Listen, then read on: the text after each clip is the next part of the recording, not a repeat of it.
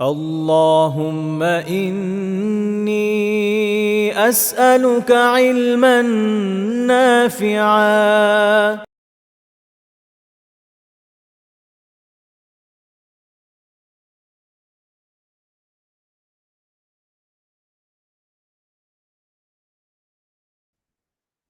আসসালামু আলাইকুম রহমতুল্লাহি তাআলা ওয়া বারাকাতু। ইন্নাল হামদালিল্লাহি নাহমাদুহু ওয়া নাস্তাঈনুহু ওয়া নাস্তাগফিরুহু ওয়া নু'মিনু বিহি ওয়া নাতাওয়াক্কালু আলাইহি ওয়া নাউযু বিল্লাহি মিন শুরুরি আনফুসিনা ওয়া মিন সাইয়্যাতি আ'মালিনা।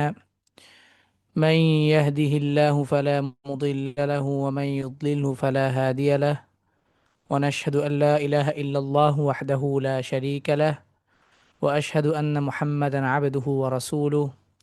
اللهم صل وسلم وبارك على سيدنا محمد وعلى آله وأصحابه أجمعين. قال الله تعالى في القرآن المجيد: أعوذ بالله من الشيطان الرجيم. بسم الله الرحمن الرحيم. فاسألوا أهل الذكر إن كنتم لا تعلمون. وقال رسول الله صلى الله عليه وسلم: أفضل العبادة تلاوة القرآن أو كما قال عليه الصلاة والسلام.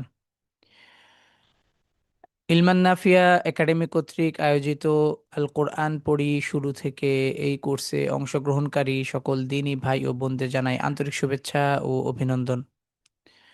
আল্লাহ রব্বুল আলামিন আমাদেরকে এই দীর্ঘ এবং কোরআনুল কারীমের এই সুন্দর দার্সে এবং কোরআনুল কারীমের এই সুন্দর আয়োজনে অংশগ্রহণ করার তৌফিক দান করেছেন, সেজন্য সবাই শুকরিয়া আদায় করি আলহামদুলিল্লাহ।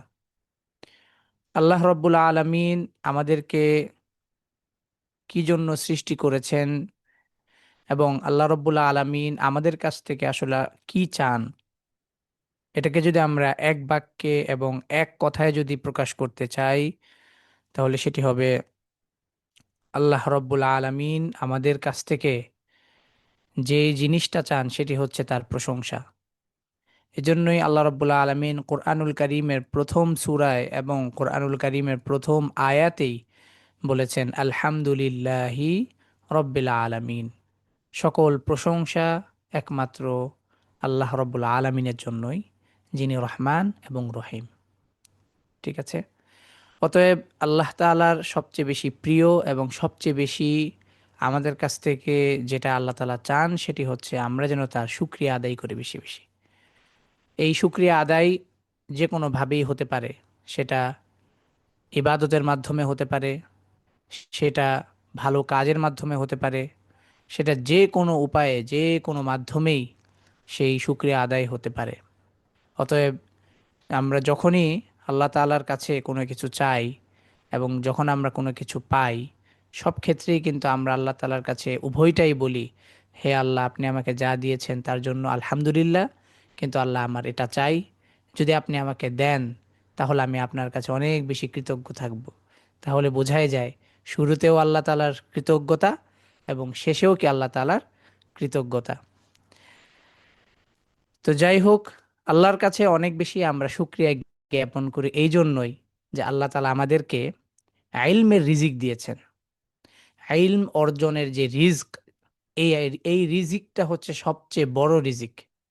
কেননা যে যত বেশি শিক্ষিত থাকবে, যে যত বেশি ইলমওয়ালা থাকবে, তাকে কেউ মানে পথভ্রষ্ট করতে পারবে না, তাকে কেউ ধোঁকা দিতে পারবে না।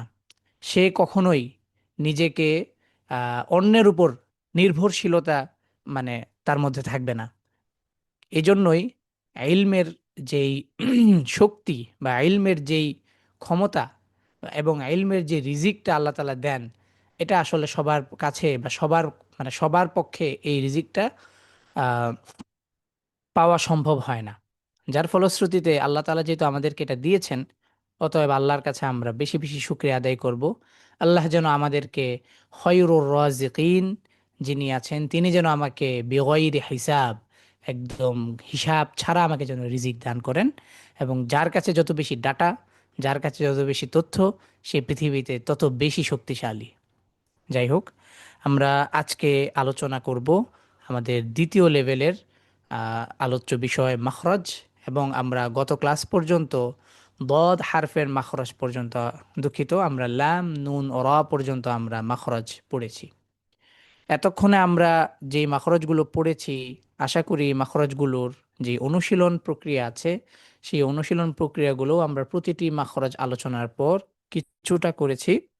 তবে ইনশা আল্লাহুল আজিজ, যেহেতু আমাদের এই কোর্সটি একটি সার্টিফিকেশন কোর্স, সেই জন্য আমরা একাডেমি এবং আমি ব্যক্তির কিছু মান এবং কিছু বিষয়কে কেন্দ্র করেই ইনশাআল্লাহ প্রত্যেকেই সার্টিফিকেট পাবেন, ঠিক আছে। তবে এই কোর্সের যে হক আছে বা এই প্রতিটি বিষয়ের যে হক আছে, সেই হকটা আমরা ইনশাআল্লাহ আদায় করব।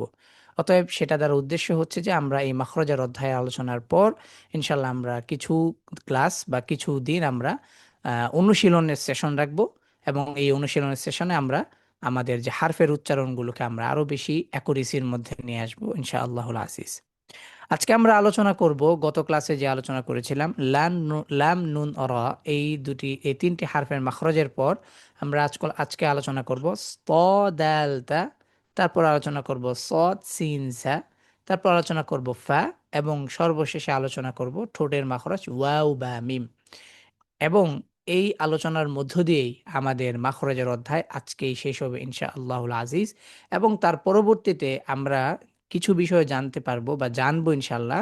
সেটা হচ্ছে যে কোরআনুল কারীমের সাথে আলোচ্য বিষয়গুলো আসলে কি কি, অর্থাৎ কোরআনুল কারীমের তিলাওয়াতের বিষয়ের সাথে আলোচ্য বিষয়গুলো কি কি, কোরআনের ভাষা যেহেতু আরবি, তাহলে আরবি ভাষার সাথে সম্পৃক্ত বিষয়গুলো কি কি, সেই বিষয়গুলো সম্পর্কেও আমরা ধীরে ধীরে জানবো ইনশাআল্লাহ। এবং তার পরবর্তীতে আমরা আগামী ক্লাসেও জানবো যে তাজউইদ কি কি বিষয় নিয়ে আলোচনা করে। অর্থাৎ আমরা মাখরজ অধ্যায়ের পরেই ধীরে ধীরে আমরা হচ্ছে তাজউইদ অধ্যায়ে প্রবেশ করবো ইনশাআল্লাহ। আল্লাহ তাআলা আমাদেরকে তৌফিক এনায়েত করুক, আমিন।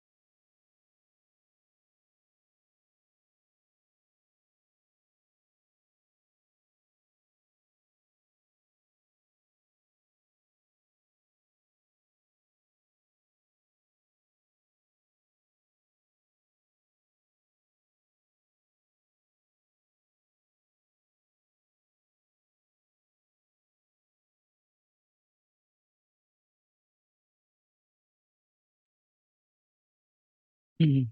আলোচনার ধারাবাহিকতাকে যদি আমরা লক্ষ্য করি, তাহলে আমরা যেটা বুঝতে পারবো সেটি হচ্ছে যে কণ্ঠনালীর পরবর্তীতে জিহ্বা, জিহ্বার পরবর্তীতে জিহ্বার মধ্যভাগ এবং মুখের তালুর মধ্যভাগ, এবং তার পরবর্তীতে জিহ্বার অগ্রভাগ এবং জিহ্বার কিনারা সম্বলিত দদ, তার পরবর্তীতে আমরা পড়েছি জিহ্বার মাথা এবং মুখের তালুর শুরু, এই অংশ থেকে উচ্চারিত হওয়া তিনটি হারফ লাম নুন র। এভাবে করে আমরা ধারাবাহিকভাবে আলোচনা চলছিল, এবং আজকে আমরা সেই ধারাবাহিকতাকেই লক্ষ্য করেই আজকে আমাদের আলোচ্য বিষয় যে জিহ্বার অগ্রভাগ এবং উপরের পাটির সামনের দুই দাঁতের গোড়ালিতে লাগবে, এবং ঠিক তার অপোজিট, অর্থাৎ উপরের পাটির দুঃখিত, জিহ্বার অগ্রভাগ নিচের পাটির সামনের দুই দাঁতের গোড়ালিতে লাগবে, ঠিক আছে, বা মাড়িতে লাগবে, ঠিক আছে।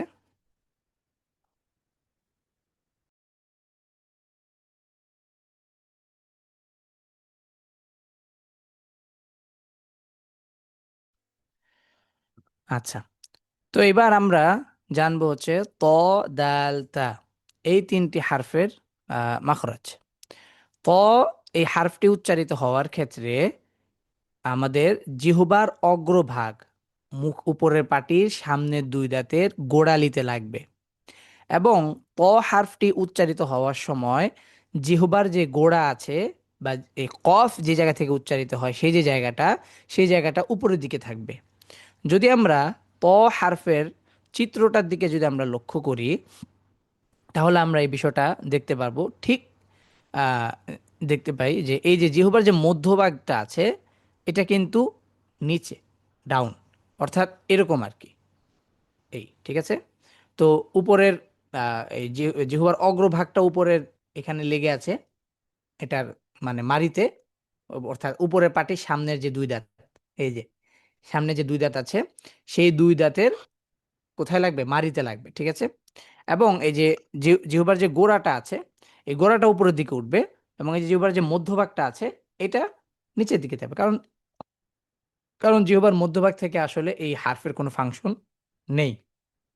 বাকি এই হার্ফটি যেহেতু মোটা হয়ে উচ্চারিত হয়, অর্থাৎ হেভি সাউন্ডে উচ্চারিত হয়, এটা আমরা লেভেল ওয়ানে সর্বশেষ ক্লাসে আমরা এই বিষয়টি আলোচনা করেছিলাম যে কোন কোন হার্ফগুলো হেভি সাউন্ডে উচ্চারিত হয়। হেভি সাউন্ডের মধ্যে কিন্তু এই ত হার্ফটিও আছে, ঠিক আছে।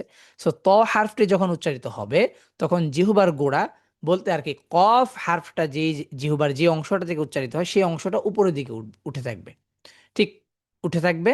কিন্তু উপরে তালুতে লাগবে না, উঠে থাকবে। কেন? কারণ এটা যদি উঠে না থাকে তাহলে হার্ফটা কি হয় না, আওয়াজটা মোটা হয় না, ঠিক আছে, ভারী হয় না। কেমন? আচ্ছা, এবার দাল এবং তা এই দুটি হারফের ক্ষেত্রে তয়ের ক্ষেত্রে একই রিকোয়ারমেন্ট থাকবে, শুধুমাত্র ডিফারেন্সে কি থাকবে, ডিফারেন্সই থাকবে হচ্ছে এই যে জিহ্বার যে গোড়াটা আছে এটা নিচের দিকেই থাকবে, শুধুমাত্র অগ্রভাগটাই উপরে গিয়ে উপরের পাটির সামনের দুই দাঁতের গোড়ালিতে লাগবে, কিন্তু গোড়াটা নিচের দিকে থাকবে। কেন? তার কারণ এই দুটি হার্ফ লাইট সাউন্ডে উচ্চারিত হয়, এই জন্যই। তাহলে কে যদি আমরা উচ্চারণ করি প, এবার দালকে যদি উচ্চারণ করি দা, দুটি হারফের সাউন্ডের মধ্যে কিন্তু আমরা পার্থক্য করতে পেরেছি। প উচ্চারণ করি, তারপর আমরা তা উচ্চারণ করব। কে উচ্চারণ করি প, এবার আমরা উচ্চারণ করি তাকে তা। দেখেন দুটি হারফের মধ্যে ডিফারেন্সিটা কি, একটা হচ্ছে লাইট সাউন্ড আর একটা হচ্ছে কি হ্যাভি সাউন্ড, ঠিক আছে। তো আমরা স্বাভাবিকভাবে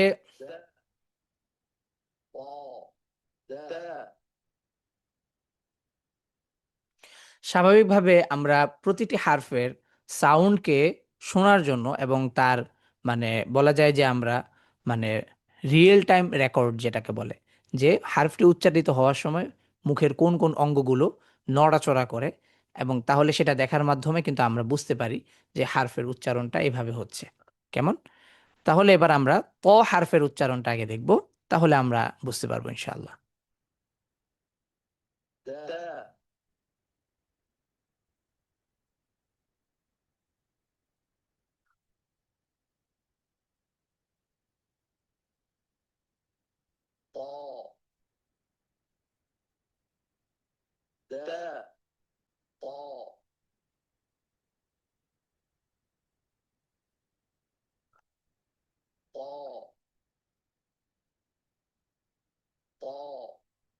খেয়াল করি যখন এই যখন উচ্চারিত হচ্ছে এই যে এই যে যখনই উচ্চারিত হচ্ছে তখন এই যে জিহ্বার গোড়াটা উপরের দিকে উঠছে, এবং এই যে জিহ্বার অগ্রভাগটা কোথায় গিয়ে লাগছে, আহ উপরের পাটির সামনের দুই দাঁতের গোড়ালিতে লাগছে। যদি আমরা চিত্রটা থেকে মানে ভিডিওটাকে একটু যদি আমরা একটু জুম করি তাহলে আমরা আরেকটু ভালোভাবে বুঝতে পারবো ইনশাল্লাহ।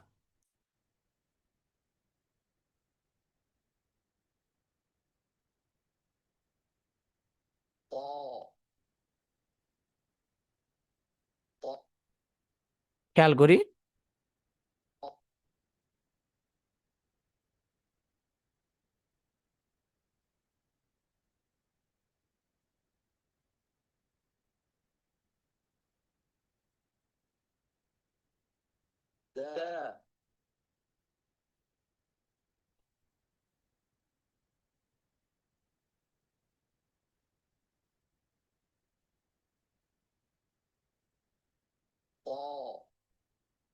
যখনই উচ্চারিত হচ্ছে তখনই এই যে জিহ্বার অগ্রভাগটা যে জায়গায় লাগছে, জিহ্বার অগ্রভাগটা যে জায়গায় লাগছে সেই জায়গাটা দেখেন এই যে একটু কালো একটা বিন্দু, তার মানে এটা এনশিওর করা বা শিওর করে দিচ্ছে যে হারফের সাউন্ডের ক্ষেত্রে জিহ্বার অগ্রভাগটা কোন জায়গায় লাগবে, এবং জিহ্বার গোড়াটা উপরের দিকে উঠছে, কিন্তু কফের মতো উপরের তালুতে লাগবে না। ঠিক আছে, কফের উচ্চারণের ক্ষেত্রে তো উপরের তালুতে লেগে তারপরে কফের সাউন্ডটা বের হয়, কিন্তু তয়ের ক্ষেত্রে এমন নয়, বরং কফের যে জায়গাটা, জিহ্বার যে জায়গা থেকে কফ উচ্চারিত সেই জায়গাটা শুধু উপরে উঠবে, এই জন্যই কারণ আওয়াজটাকে হ্যাভি করতে হবে, মোটা করতে হবে। ঠিক আছে। আচ্ছা, এবার আমরা দাল এবং তাকে যদি আমরা খেয়াল করি, তাহলে আমরা যে কোনো একটা হারফকে দেখলেই আমাদের এই এই মাখরজটা মানে বুঝে আসবে ইনশাআল্লাহ। ঠিক আছে। আচ্ছা,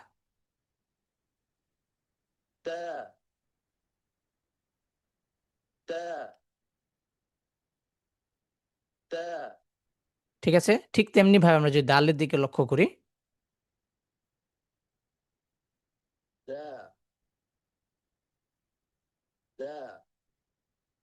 ঠিক আছে, তার মানে আমরা এই হারফের যেই উচ্চারণ শৈলীটা আছে, বা এই যে হারফের উচ্চারণের ক্ষেত্রে আমরা যে ভিডিওগ্রাফিটা দেখলাম, এর মাধ্যমে আমরা কিন্তু হারফের সাউন্ডটা কিভাবে হয়, যেটা আমরা স্থির চিত্র আগে যেটা দেখেছি, সেটা সেটা চাইতে আমরা যখন এটাকে মানে মুভমেন্ট করা অবস্থায় দেখব, তখন আমাদের এই হারফের উচ্চারণের জায়গাগুলো আরো বেশি স্পষ্ট হবে। কেমন? তো আমরা এখন ছোট্ট একটা অনুশীলন করব ইনশাআল্লাহ। এই অনুশীলনটি আমার সাথে করবেন মোহাম্মদ আলী তালুকদার ভাই, আমার সাথে এই অনুশীলনটি করবেন। আপনি মাইক্রোফোনটি আনমিউট করবেন। সালাম আলাইকুম। ওয়ালাইকুম আসসালাম ওয়া রাহমাতুল্লাহি ওয়া বারাকাতুহু। আচ্ছা, এবার আমার সাথে অনুশীলন করি। বলি, আমরা প্রথমে ত, তারপরে পর্যায়ক্রমে আমরা যাব। ঠিক আছে, তাহলে এবার আমরা বলি প, প, তুই, পে, তুই, পে, তু, প, দা।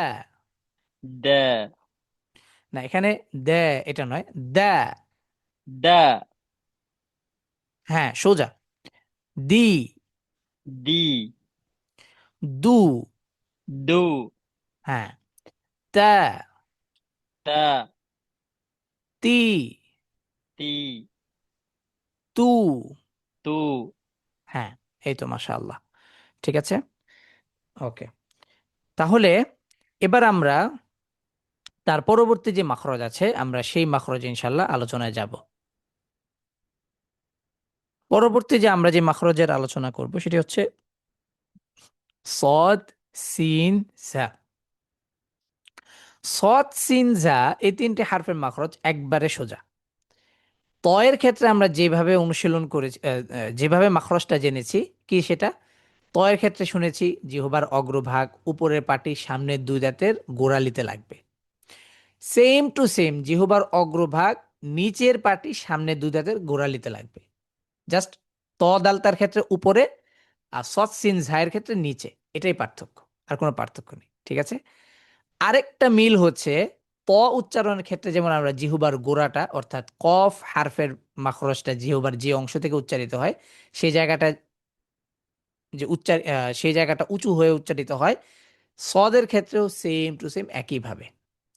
তাহলে আমার সাথে তাহলে এবার একটু খেয়াল করে দেখি যে এই যে সদ হারফের উচ্চারণের জায়গাটার ক্ষেত্রে একইভাবে আমরা কিন্তু খেয়াল করি জিহ্বার অগ্রভাগ নিচের পাটির সামনের দুই দাঁতের নিচের পাটির সামনের দুই দাঁতের গোড়ালিতে লাগছে। ঠিক আছে, এই যে শব্দ তরঙ্গটা এখান থেকে আসছে। এবং ঠিক তেমনি ভাবে এই যে জিহ্বার গোড়াটা, যেটা ওই যে কফ হারফের যেই উচ্চারণের যে জায়গাটা, যে জিহ্বার দিক থেকে, সেই জায়গাটাও কি হচ্ছে, উঁচু হয়ে আছে, ঠিক তয়ের ক্ষেত্রে যেরকম। ঠিক আছে। আচ্ছা, তেমনি ভাবে স, সিন, ঝাই, তা এবং দালের ক্ষেত্রে যেমন জিহ্বার গোড়াটা নিচের দিকে থেকে উচ্চারিত হয়েছে, ঠিক আছে, ঠিক তেমনি ভাবে সিন, ঝাই একইভাবে নিচের মানে জিহ্বার গোড়াটা নিচের দিকে থাকবে, কিন্তু ওই জিহ্বার অগ্রভাগ নিচের পাটি সামনে দুই দাঁতের গোড়ায় লেগেই উচ্চারণ করবে। ঠিক আছে।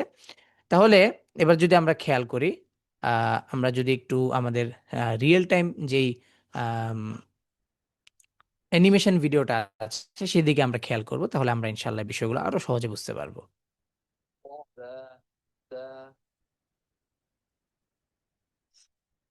আচ্ছা, প্রথমে আমরা সদ হারফ থেকে, হ্যাঁ, তাহলে এখানে আমরা দেখি সদ উচ্চারণের সময় জিহ্বার আগা মানে জিহ্বার অগ্রভাগ নিচের পাটির সামনের দুই দাঁতের গোড়ায় লাগবে। অর্থাৎ এই যে নিচের পাটির সামনে যে দুই দাঁত আছে, অর্থাৎ অর্থাৎ উপরের পাটির সামনে যে দুই দাঁতের বরাবর নিচের পাটির সামনের দুই দাঁত, ঠিক আছে, নিচ তার নিচ বরাবর, ঠিক আছে। এবং দুই, জিহ্বার গোড়া উপরের তালুতে গিয়ে লাগবে। এখানে মূলত হচ্ছে জিহ্বার গোড়াটা উপরের তালুর দিকে লাগবে না, বরং জিহ্বার গোড়াটা উপরের দিকে থাকবে, ঠিক আছে। আচ্ছা, এটা এখানে আমার একটু লেখায় ভুল হয়ে গিয়েছে।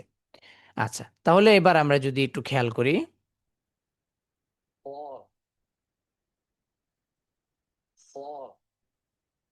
ঠিক আছে, ঠিক তেমনি ভাবে ঝাই,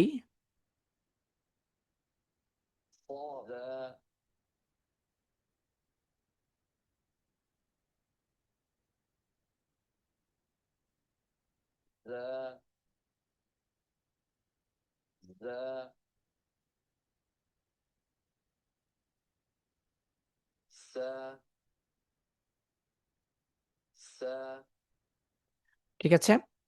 তো এবার আমরা এই তিনটি হারফের উচ্চারণ শৈলীটা আমরা তাদের মাখরজের জায়গা থেকে আমরা দেখার চেষ্টা করলাম।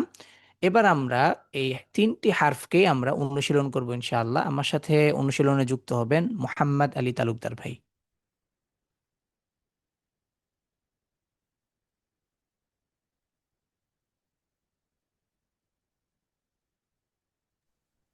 জি।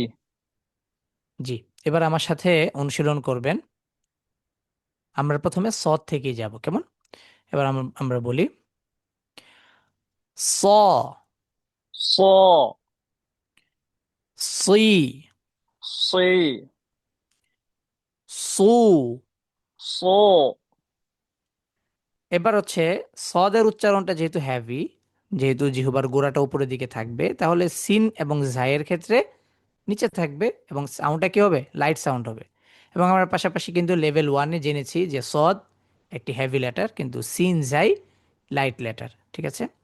তো এবার আমরা বলবো সা, تا সি, سي সু, سو জা, زا জি, زي জু। زو মাশাআল্লাহ, বারাকাল্লাহু ফিকুম ওয়া ইলমিকুম ওয়া আমালিকুম। এবার আমরা ত, দালতা এবং সৎ সিন জায়ের মাখরজের পর এবার আমরা আসবো হচ্ছে য, দাল, সা, ঠিক আছে।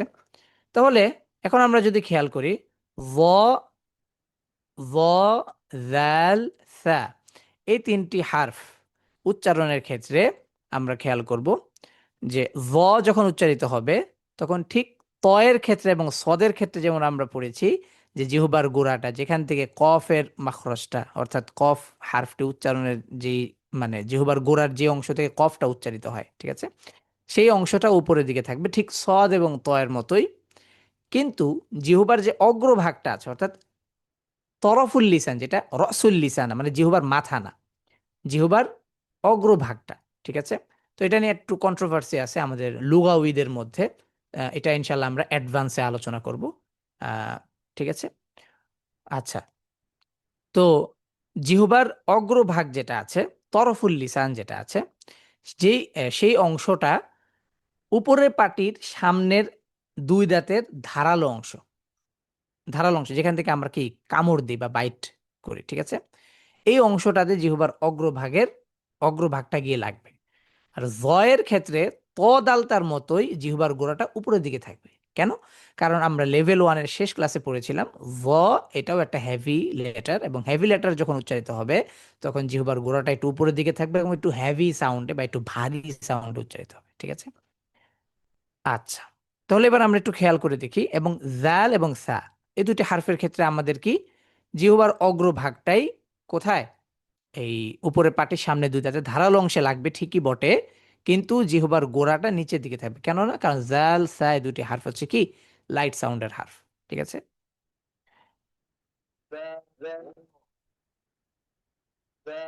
আচ্ছা, এবার আমরা প্রথমে আসবো জ হারফ থেকে, ঠিক আছে।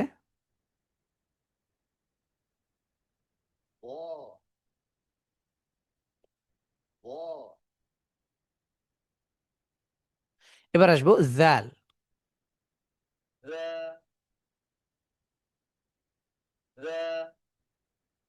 আচ্ছা, এবার ঠিক তার পরবর্তীতে তা।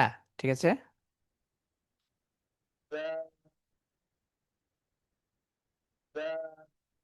ওকে। এবারে তিনটি হারফকে আমরা অনুশীলন করব ইনশাআল্লাহ।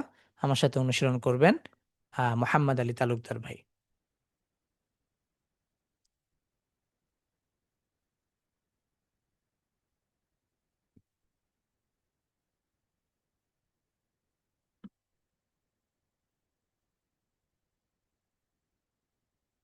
জি, মোহাম্মদ আলী তালুকদার ভাই, মাইক্রোফোনটা আনমিউট করবেন প্লিজ।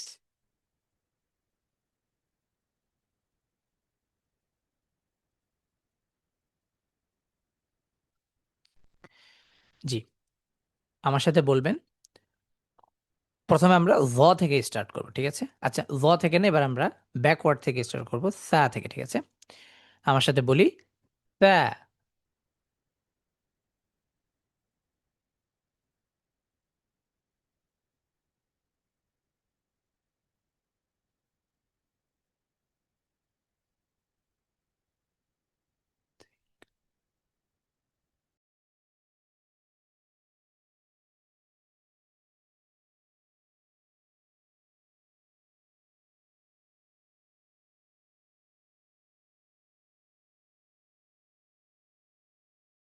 জাহিদ ভাই, শুনতে পাচ্ছেন আমাকে?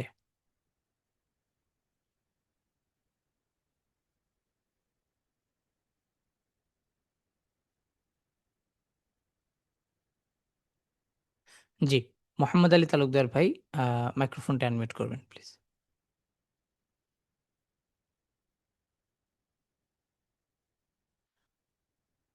জি, শুনতে পাচ্ছেন?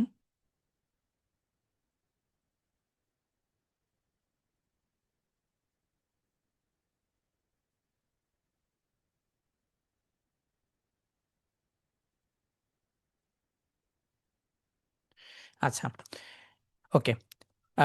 তিনটি হারফকে আমি অনুশীলন করে আপনাদেরকে পড়ে পড়ে শোনাচ্ছি, কেমন? আচ্ছা।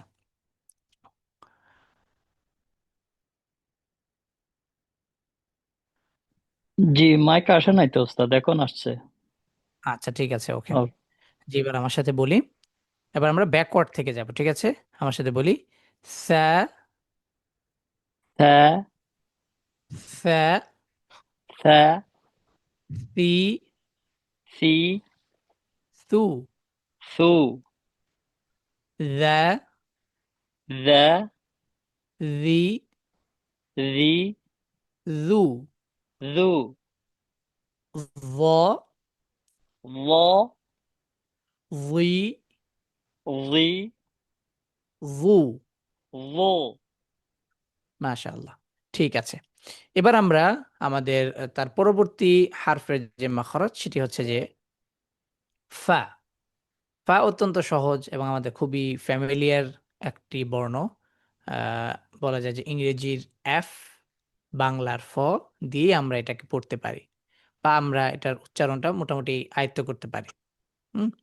তো ফা হারফটি যখন উচ্চারিত হবে, তার যে মাখরাজটি আছে, সেটি হচ্ছে যে উপরের পাটির সামনের দুটাতে ধারালো অংশ, ঠিক আছে? এই ধারালো অংশটা নিচের পাটির, দুঃখিত, নিচের ঠোঁটের পেটে লাগবে, অর্থাৎ এই আফ, ফা, ঠিক আছে? তো আমরা একটু আমাদের আহ, কি বলে, অ্যানিমেশন ভিডিওটা একটু দেখবো, অ্যানিমেটেড ভিডিওটা।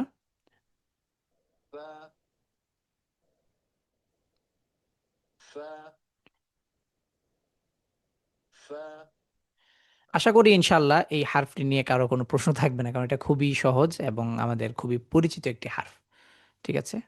তো এবার আমরা আহ, আমার সাথে অনুশীলন করবেন মোহাম্মদ আলী তালুকদার ভাই। জি, জি, এবার আমার সাথে বলি ফা, হ্যাঁ, ফি, ফি, ফু, ফু, ফা, ফি, ফু। ফা, ফি, ফু। মাশাআল্লাহ, বারাকাল্লাহু ফিক। এবার আমাদের সর্বশেষ মাখরাজের জায়গা এটা সর্বশেষ নয়, বরং এরপর আরেকটি মাখরাজ আছে, সেটা হচ্ছে হয়শুম বা নাক থেকে যে উচ্চারিত হয়। তো এটা আমরা গুন্নার অধ্যায়ে ইনশাআল্লাহ আমরা পড়ব, ঠিক আছে? তাহলে স্বাভাবিকভাবে আমাদের মাখরজের বলা যায় যে সর্বশেষ অংশ বা উচ্চারণ বের হওয়ার সর্বশেষ অংশ সেটা হচ্ছে দুই ঠোঁট, ঠিক আছে? তো এই দুই ঠোঁট থেকে আমরা তিনটি হার্ফ পাই বা তিনটি হার্ফ উচ্চারিত হয়। এক হচ্ছে এক হচ্ছে দুই ঠোঁট গোল হয়ে উচ্চারিত হয় ওয়াও। আর দুই হচ্ছে বা, সেটি দুই ঠোঁটের শুকনো অংশ থেকে উচ্চারিত হয়। তিন, দুই ঠোঁটের ভেজা অংশ থেকে উচ্চারিত হয় মিম, ঠিক আছে? এই মোট তিনটি হার্ফ, ঠিক আছে?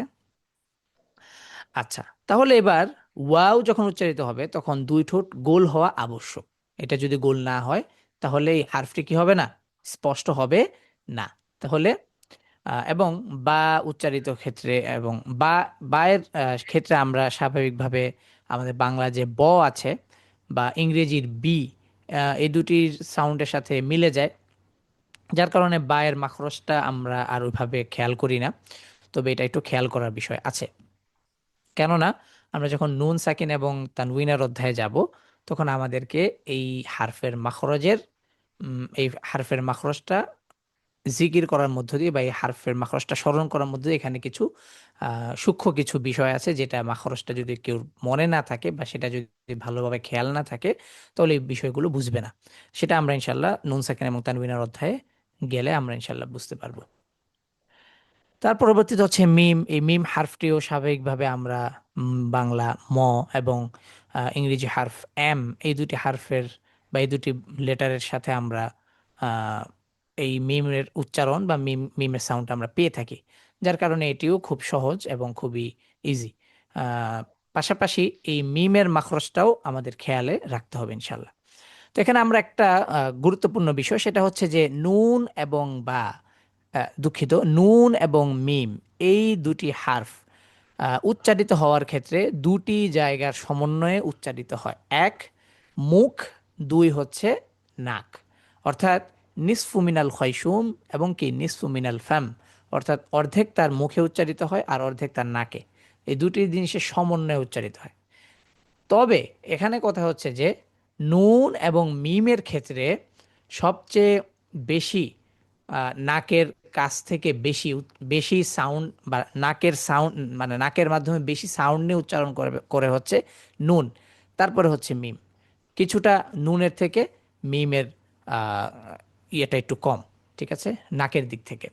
পাশাপাশি গুন্নার দিক থেকে যেমন একটা আহ, বিষয় বলে রাখি, ফিকহুল গুন্না, অর্থাৎ গুন্নার ফিক, ঠিক আছে? তো গুন্নার ক্ষেত্রে সবচেয়ে বেশি আকওয়া গুন্না হবে হচ্ছে নুনের গুন্না, এবং সবচেয়ে তার পরবর্তীতে আরেকটু মানে আহ, শক্তিশালী থেকে আরেকটু কম শক্তিশালী সেটি হচ্ছে মিমের গুন্না। ইনশাল্লাহ এগুলো আমরা হচ্ছে লেভেল 6-এ ইনশাল্লাহ আমরা এগুলো নিয়ে আলোচনা করবো ইনশাল্লাহ, ঠিক আছে? এবং পাশাপাশি আমরা ফিকহুল গুন্না নামেও এই বিষয়টা নিয়েও আমরা টুকটাক বিষয়ে জানার চেষ্টা করবো ইনশাল্লাহ। আচ্ছা, তো এখানে আমরা আহ, কিছু ইয়ে রেখেছি। ওকে, এবার আমরা প্রথমে ওয়াও এই হারফটির সাউন্ড শুনবো ইনশাল্লাহ।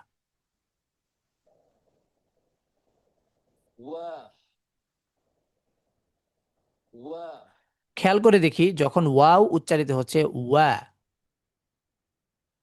যখন ওয়াও উচ্চারিত হচ্ছে ওয়া, তখন এই দুই ঠোঁটের মাঝখানে এই যে মানে একটা কালো বিন্দু দেখা যাচ্ছে কেন? তার কারণ হচ্ছে এই হারফটি উচ্চারিত হওয়ার জন্য দুই ঠোঁটটাই মূল, কেমন, ঠিক আছে? আচ্ছা, তার পরবর্তীতে হচ্ছে বা। তো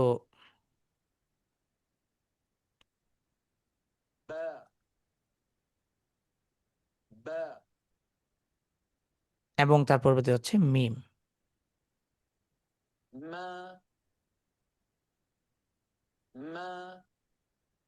ওকে, এবার আমরা অনুশীলন পর্বে চলে যাব ইনশাআল্লাহ। জি, এবার আমরা আম, আহ, অনুশীলন পর্বে চলে যাব ইনশাআল্লাহ। অনুশীলনের জন্য আমার সাথে অনুসরণ করবেন মোহাম্মদ আলী তালুকদার ভাই ইনশাআল্লাহ। জি। জি, আমার সাথে বলি, ওয়া, ওয়া ওয়া। ওয়া হ্যাঁ, এক্ষেত্রে যেন মুখটা বেশি ছড়িয়ে না যায়, বা ছড়িয়ে না যায় বলতে ওয়া এমন যেন না হয়ে যায়, যেন ওয়া ওয়া বলি। ওয়া আইওয়া। উই, উই উ, ও বা, বা বা। বা হুম অনেক সময় আপনার উচ্চারণটা, মানে হারফের উচ্চারণটা অনেকটা ইমালা টাইপ হয়ে যায়, ব্যা এমন হয়ে যায়। এটা আহ আরবদের একটা মানে আঞ্চলিক স্বভাব, তারা একটু বাঁকিয়ে বাঁকিয়ে কথা বলা। ঠিক আছে, তো এটা তাদের একটা আঞ্চলিক স্বভাব। তো অনেক সময় আরব আরব ওস্তাজরাও অনেক সময় যারা একটু কম শিক্ষিত ওস্তাজ, ওনারাও যখন কোরআন শিক্ষা দেওয়ার জন্য চলে আসে, তো ওনাদের এই আঞ্চলিকতাগুলো অটোমেটিক্যালি তাদের উচ্চারণে প্রভাব বিস্তার করে। তো এটা অনেক সময় অনেক ছাত্রদের উপরেও এটা পরবর্তীতে অটোমেটিক্যালি চলে আসে, অনারব ছাত্রদের মধ্যে, কারণ অনারবরা তো আর জানে না যে আসলে কোনটা সঠিক আর কোনটা বেঠিক। আর স্বাভাবিকভাবে অনারবরা চিন্তা করে আরবদের কাছ থেকে মানে শিখছি, আরবরা কি আর ভুল বলবে, কারণ আরবদের উপর তো কোরআন নাজিল হয়েছে। তো এটা খুব স্বাভাবিক। হুম, জি তার মানে এখন আমাদের যেই প্রত্যেকটি হারফের সাউন্ড, মানে ইমাম ইবনুল জাজারি বলেছেন বিআফসাহিল লুগাতি মাখারিজুল হুরুফি ওয়াস সিফাতি লিয়ালফিযু আও লিয়ানতিকু বিআফসাহিল লুগাতি। অর্থাৎ মাখরাজ এবং সিফাত এই দুইটা বিষয় এই জন্যই জানতে হবে বিআফসাহিল লুগাত, অর্থাৎ সর্বোচ্চ শুদ্ধতার সাথে। তার মানে এখন সর্বোচ্চ শুদ্ধতাটা কি? সর্বোচ্চ শুদ্ধতাটা হচ্ছে যে উচ্চারণের মাঝে কোনো ধরনের আঞ্চলিকতার, অর্থাৎ আরবদের আঞ্চলিক কোনো ধরনের কোনো প্রভাব থাকবে না, থাকা যাবে না। এটা হচ্ছে বিআফসাহিল লুগাতের মূল অর্থ বা মূল উদ্দেশ্য মূলত ওনার। ঠিক আছে, কেননা কারণ কোরআনুল কারীমের তিলাওয়াতে কিছুটা আঞ্চলিকতার প্রভাবও আছে। সেটা ওই যে যেমন আমরা নৌকায় ওঠার দোয়া পড়ি বিসমিল্লাহি মাজে রে হা, তো এই জায়গাটায় সারা কোরআনুল কারীমে র কাসর রি, এই জায়গায় আসলে রে হয়ে যায়। এই যে রে সাউন্ডটা, এটা মূলত ইমালা সাউন্ড, এটা বাকি আওয়াজ করা হয়। এইটা মূলত হচ্ছে মানে কাসরের দিকে মাইল করে। হুম তো এইটাকে বলা হয় হচ্ছে আপনার, মানে এটা একটা লাহাজা বা এটা একটা আঞ্চলিকতা আর কি। হ্যাঁ, তো এইগুলো কোরআনুল কারিমে স্থান পেয়েছে।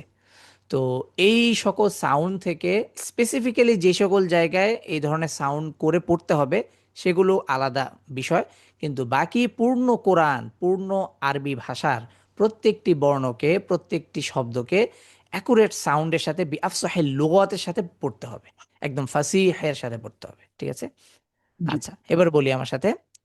বা, বা বি, বি বু। বু হ্যাঁ, এবার বলবো মিম। মা, মা মি, মি মু। মু ঠিক আছে, তাহলে আলহামদুলিল্লাহ রব্বিল আলামিন, আমরা আমাদের প্রাথমিক মাখরজের আলোচনাটা আমরা শেষ করেছি। এবার আমরা স্বাভাবিকভাবে আমাদের একটা প্রশ্ন আসতে পারে, যদি আমাদের কারো যদি খেয়াল থাকে আর কি, সেটা হচ্ছে যে সেই যে হামজাতুল ওয়াসল এবং গুলতা, এই দুটি হারফ তারা কোথায় যাবে, তাদের মাখরজটা কোথায়? এটা খুব মানে বিষয়। তা আমি আমাদের সর্বশেষ লেভেল ওয়ানের ক্লাসে আমি এই বিষয়টি একবার আলোচনা করেছিলাম যে হামজাতুল ওয়াসল এবং গোলতা এই দুটি হারফ যেহেতু, হামজাতুল ওয়াসল যেহেতু হামজার সাউন্ডে উচ্চারিত হয় এবং গোলতা যেহেতু বড় তার সাউন্ডে উচ্চারিত হয়, তার যেহেতু নিজস্ব কোনো ওন সাউন্ড নেই, সেজন্য সে আরবি 29 বর্ণমালার অংশ হতে পারেনি। ঠিক তেমনি ভাবেই এ দুটি হারফ যেহেতু অন্য দুটি হারফের সাউন্ড নিয়ে উচ্চারিত হয়, এজন্য তার কোনো মাখরজ নেই।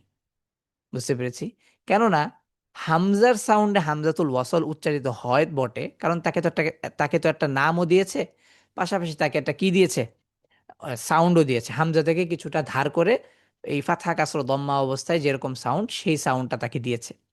এখন তাকে যদি মাখরজ দিতে চায় যে সে থেকে উচ্চারিত হয়, তার মানে তাহলে তো তার একটা আলাদা আলাদা সাউন্ড লাগবে। এই সাউন্ডটা হওয়ার জন্য তার জন্য কি থাকতে হবে, আলাদা মাখরজের জায়গা থাকতে হবে, আলাদা আলাদা একটা অন্যরকম সাউন্ড থাকতে হবে, যেটা 29 বাকি 28টা বর্ণমালার সাথে বা বাকি 29টি বর্ণমালার সাথে মিলে না। তো এরকম যেহেতু সম্ভব না, বা যেহেতু এরকমটা কোনো কিছু নেই তার সাথে, এই জন্য সে মূলত হচ্ছে মাখরজের অধ্যায় থেকেও সে কি মাহরুম। ঠিক তেমনি ভাবে গোলতাও।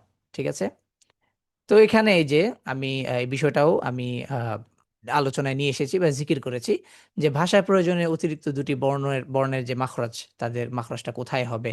এই দুটি হারফের কোনো নির্দিষ্ট মাখরাজ নেই। কেন নেই? একটু আগে আমি এটা ব্যাখ্যা করেছি। কেননা এর উচ্চারণ একটি মৌলিক হারফের সাথে সম্পৃক্ত। ওই যে হামজাতুল ওয়াসল, মৌলিক হারফ হামজার সাথে উচ্চারণ, মানে হামজার উচ্চারণে সে ফাথা কাসর দম্মা দিয়ে যখন পড়া হয়, এগুলো আমরা আলোচনা করেছিলাম লেভেল 1-এ, যে হামজাতুল ওয়াসল শুধুমাত্র ফাথা কাসর দম্মায় 3টা হারাকাই গ্রহণ করে। সো এই 3টি হারাকা আহ, দিয়েই যখন উচ্চারিত হবে তখন সে হামজার সাউন্ডে উচ্চারিত হবে। এছাড়া আর তার অন্য হারাকা দিয়ে তার কোনো উচ্চারণ নেই, এবং অন্য হারাকা দিয়ে তার উচ্চারণ যেহেতু নেই, তার মানে তার আর কোনো ধরনের কোনো সাউন্ড নেই। ঠিক আছে? আচ্ছা, ঠিক তেমনি ভাবে গোলতার ক্ষেত্রে আমি বলেছিলাম যে গোলতা বড় তায়ের সাউন্ডে উচ্চারিত হয় যখন ফাতহা কাসর দম্মা দিয়ে উচ্চারিত হবে। ঠিক আছে? এই জন্যই মূলত হচ্ছে তাদের কোনো মাখরাজ নেই। কেমন? আচ্ছা, আমরা আম, আলোচনার একেবারে শুরুতে বলেছিলাম যে আল জাউফ এবং খয়সুম এ দুটির উচ্চারণের জায়গার বিষয়ে। যখন আমরা ওই যে মাখরিজুল আম্মা নিয়ে আলোচনা করছিলাম, তখন আমরা প্রথম প্রকারটা রেখেছিলাম যে আল জাউফ। তো আল জাউফ মাখরজটি আলোচনা করে মূলত হচ্ছে মাদ, এটা নিয়ে আলোচনা করে। তো আমরা ইনশাল্লাহ এই আল জাউফের মানে জাউফটা কিভাবে মানে কাজ করে বা কিভাবে প্রক্রিয়া করে, আহ পাশাপাশি মাদের সাউন্ডটা মানে কেন জাউফ থেকে, ইত্যাদি বিষয়গুলো নিয়ে আমরা মাদের অধ্যায়ে ইনশাল্লাহ আলোচনা করব। অর্থাৎ লেভেল 3-তে ইনশাল্লাহ আমরা এই বিষয়গুলো নিয়ে আলোচনা করা হবে। এবং খয়সুম অর্থাৎ নাকের বাঁশি বা এই যে নাক থেকে যে সাউন্ডটা, এটা হচ্ছে এখান থেকে উচ্চারিত হচ্ছে গুন্না। তো এই গুন্নার সাউন্ডটা খয়সুম থেকে উচ্চারিত হয়, এবং গুন্নাটা কখন কোন কোন হারফের সাথে হয়? নুন এবং মিমের সাথে হয়। তার মানে আমরা এই গুন্নার যে আলোচনাটা আছে ইনশাল্লাহ আমরা সেটা লেভেল 5-এ ইনশাল্লাহ আমরা এটা নিয়ে আলোচনা করব। এবং সেখানে ইনশাল্লাহ আমরা প্রত্যেকটি বিষয়কে খুব সুন্দরভাবে জানার চেষ্টা করবো ইনশাআল্লাহ। আচ্ছা, তো এখানে আমি কিছু বিষয় রেখেছি আপনাদের সাহস দেওয়ার জন্য আর কি। এই বিষয়টা নিয়ে শুরুতেই কথা হয়ে গিয়েছে যে মূলত মাখরাজটা কেন আমরা শিখব, কি প্রয়োজনে শিখব, মাখরাজটাকে মুখস্থ করা কোনো বিষয় কিনা। তো মাখরাজ মূলত মুখস্থ করা কোনো বিষয় নয়, বরং মাখরাজটা হচ্ছে বুঝার বিষয়, অনুশীলনের বিষয়, প্র্যাকটিসের বিষয়। যত বেশি এটার প্র্যাকটিস হবে, যত বেশি এটাকে আমরা অনুশীলন করব, আমরা তত বেশি এই মাখরাজের বিষয়গুলোকে আমরা সহজে বুঝতে পারবো। যে এই হারফের সাউন্ড এখান থেকে হয়, এভাবে হয়, এই কারণে হয়। যত বেশি কোরআনের তিলাওয়াত হবে আমাদের, যত বেশি আমাদের এই কোরআনের দার্সে বসা হবে, তত বেশি আমরা এটা বুঝতে পারবো ইনশাআল্লাহ। ঠিক আছে? তো আগামী ক্লাসে আমরা আম, এই নতুন একটা সেগমেন্ট আমাদের শুরু হবে লেভেল 2-তেই। যে লেভেল 2-তে আমরা দুটি ভাগ করেছি, একটি হচ্ছে মাখরজ অধ্যায়। তো মাখরজ অধ্যায়টা আমরা শেষ করেছি। এবার লেভেল 2 দ্বিতীয় সেগমেন্টটা হচ্ছে শব্দে শব্দে কোরআনের শব্দাবলীর অনুশীলন। তো এই সেগমেন্টের আন্ডারে অনেকগুলো বিষয় আছে। যেমন উদাহরণস্বরূপ ফাতহা কাসর দম্মা সম্পর্কে আরেকটু মানে স্পেসিফিক জানবো। তারপর হচ্ছে কিছু পরিভাষা শিখবো আমরা, যেহেতু এখন আমরা মোটামুটি আহ, শব্দ পড়তে পারি। ঠিক আছে? তারপর তারপর হচ্ছে এই যে কিছু বিষয় সম্পর্কে আমরা জানবো। যেমন এই যে হামজা, হামজা বিষয়ে আমরা কিছু বিষয় জানবো। তারপর হচ্ছে হেভি লেটার সম্পর্কে আমরা জানবো। আরেকটু মানে হেভি লেটারকে আরেকটু স্পেসিফিক করবো আর কি আমরা, অর্থাৎ শুধুমাত্র হেভি লেটারকে কেন্দ্র করে আমরা কিছু প্র্যাকটিস করব। তারপর হচ্ছে র হারফটাকে সম্পর্কে জানবো আরেকটু। কাফ তা এই দুটি হারফের কে পাঠ করার পদ্ধতি, ফাতহা কাসর দম্মা দিয়ে। হ্যাঁ, ঠিক আছে, এগুলো বিষয় সম্পর্কে আমরা জানবো ইনশাআল্লাহ। তো এভাবে করে আমরা আমাদের এই প্রত্যেকটি বিষয়কে এভাবে আমরা সেগমেন্টকে আলাদা আলাদা করে সাজিয়েছি। তো আগামী ক্লাসে ইনশাআল্লাহ, আগামী সোমবারের ক্লাসে আমরা এই দ্বিতীয় সেগমেন্ট যেটা আছে লেভেল 2 এর, সেই সেগমেন্টটা হচ্ছে শব্দে শব্দে কোরআনের শব্দাবলীর অনুশীলন। এই সেগমেন্টের আন্ডারে অনেকগুলো বিষয় আছে, সেই বিষয়গুলো ইনশাআল্লাহ আমরা জানবো। আল্লাহ তাআলা আমাদেরকে তার কোরআনুল কারীমের তিলাওয়াতকে সুন্দরভাবে করার এবং সেই অনুযায়ী কোরআনুল কারীমের শুধুমাত্র তিলাওয়াত নয়, বরং কোরআনুল কারীমের প্রত্যেকটি শব্দ, প্রত্যেকটি আয়া, প্রত্যেকটি আহ, বর্ণ, প্রত্যেকটি বিষয়কে আমরা যেন সুন্দরভাবে অনুধাবন করে পড়তে পারি, জানতে পারি এবং শিখতে পারি। আল্লাহ তাআলা আমাদেরকে সেই অনুযায়ী চলার এবং আমল করার তৌফিক দান করুক। আমিন। সুবহানাকাল্লাহুম্মা ওয়া বিহামদিকা আশহাদু আল্লা ইলাহা ইল্লাল্লাহু ওয়াহদাহু লা শারীকা লাহ ওয়া আশহাদু আন্না মুহাম্মাদান আবদুহু ওয়া রাসূলুহু। আল্লাহুম্মা সাল্লি ওয়া সাল্লিম ওয়া বারিক আলা সাইয়্যিদিনা মুহাম্মাদ ওয়া আলা আলিহি ওয়া আসহাবিহি আজমাইন। হাযা মা ইনদি। ওয়াসসালামু আলাইনা ওয়া আলা ইবাদিল্লাহিস সালিহিন।